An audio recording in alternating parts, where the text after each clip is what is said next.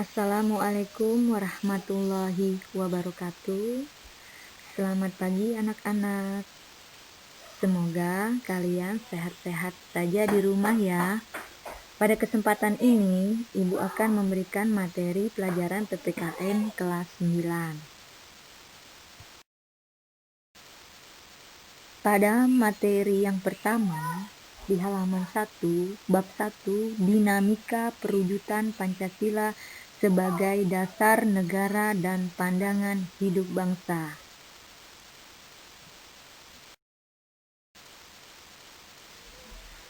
Adapun penerapan Pancasila dari masa ke masa, Pancasila sebagai dasar negara dan pandangan hidup bangsa. Pancasila dilahirkan pada tanggal 1 Juni 1945 dan ditetapkan secara resmi menjadi dasar negara pada tanggal 18 Agustus 1945.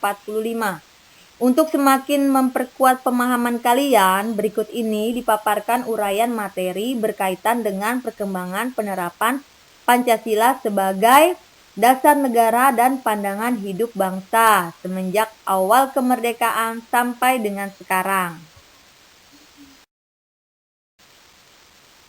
Perwujudan nilai-nilai Pancasila sebagai dasar negara telah dilaksanakan sejak masa awal kemerdekaan, masa Orde Lama, masa Orde Baru, masa reformasi sampai sekarang. Sekarang Ibu akan menjelaskan tentang masa awal kemerdekaan. Di sini kalian bisa melihat penerapan Pancasila pada masa awal kemerdekaan. Adapun penyimpangan terhadap nilai-nilai, yaitu yang pertama, pemberontakan Partai Komunis Indonesia di Madiun pada tanggal 18 September 1948. Tujuan utamanya adalah mendirikan negara Soviet Indonesia yang berideologi komunis. Yang kedua, pemberontakan Darul Islam. Tujuan utama didirikannya NII adalah untuk mengganti Pancasila sebagai dasar negara syariat Islam. Yang ketiga, pemberontakan Republik Maluku Selatan atau RMS. Merupakan sebuah gerakan separatisme dipimpin oleh Christian Robert Stephen Soumokil. Tujuannya untuk membentuk negara sendiri. Nah, ini pada masa awal kemerdekaan. Ya, sekarang yang kedua, penerapan pada masa Orde Lama.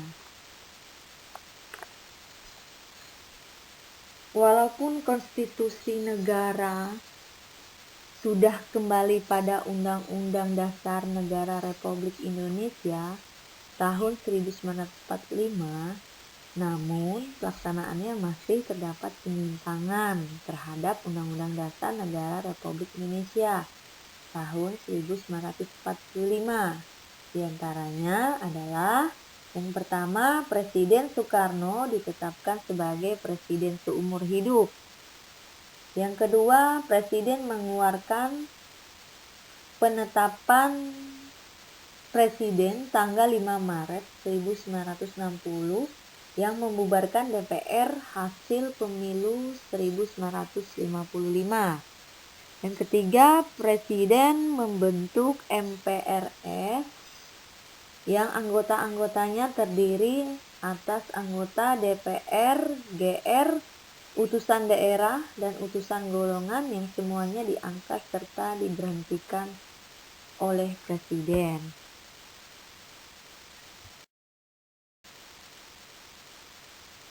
Yang ketiga, penerapan pada masa Orde Baru. Orde Baru dimulai dengan naiknya Soeharto menjadi presiden, menggantikan Soekarno pada tanggal 22 Februari 1967. Selama menjalankan pemerintahannya, ada beberapa masalah juga timbul dan memicu di antaranya, yaitu 1. Maraknya KKN atau korupsi, kolusi, dan nepotisme. 2. Hak menyatakan pendapat yang dibatasi. Yang ketiga, peran ganda atau duifungsi ABRI. Akhirnya, pada tanggal 21 Mei 1998, Soeharto mengundurkan diri sebagai presiden selama 30 tahun.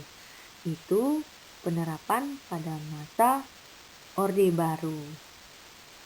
Sekarang penerapan pada masa reformasi. Masa reformasi, penerapan Pancasila sebagai dasar negara terus menghadapi berbagai tantangan yang lebih dihadapkan pada kondisi kehidupan masyarakat yang diwarnai oleh kehidupan yang bebas. Yaitu terdapat beberapa hal negatif yang timbul sebagai akibat penerapan konsep yang tanpa batas, seperti munculnya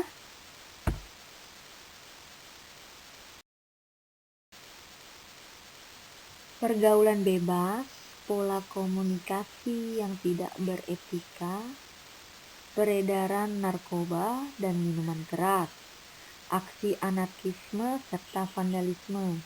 Kalian mungkin kurang tahu apa arti aksi anarkisme.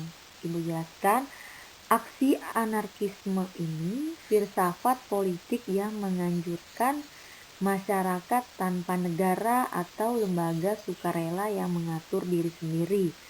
Ini definisi dari aksi anarkisme. Serta vandalisme. Vandalisme ini artinya perbuatan merusak dan menghancurkan hasil karya seni dan barang berharga lainnya. Jadi sehingga memicu terjadinya perpecahan dan penurunan moral. Serta tantangan lain dalam penerapan Pancasila di era reformasi adalah menurunnya rasa persatuan dan kesatuan di antara sesama warga bangsa saat ini. Apakah kalian sudah mengerti dan paham tentang materi yang Ibu jelaskan tadi? Kalau sudah paham, ini ada tugas mandiri 1.1. Carilah kelebihan dan kelemahan pada masa Orde Baru melalui berbagai sumber belajar seperti media elektronik atau buku sumber lainnya. Mudah-mudahan apa yang Ibu jelaskan tadi bermanfaat bagi kalian. Ibu harap kalian tetap semangat belajar di rumah dan menjaga kesehatan. Terima kasih. Wassalamualaikum warahmatullahi wabarakatuh.